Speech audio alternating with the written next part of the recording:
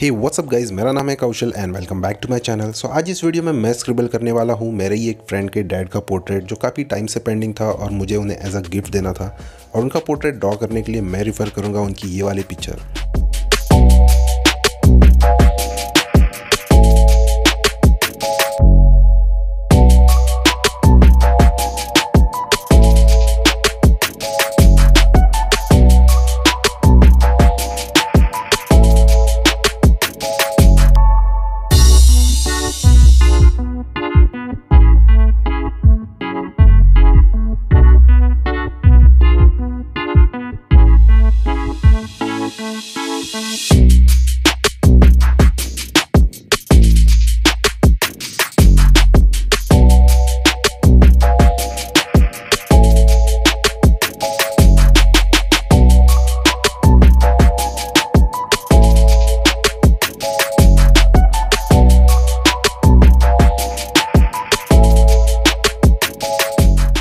Base layer scribbling हो चुकी है। अब इसमें डिटेल्स ऐड करने से पहले मैं इसमें ऐड करूंगा थोड़े से कलर्स।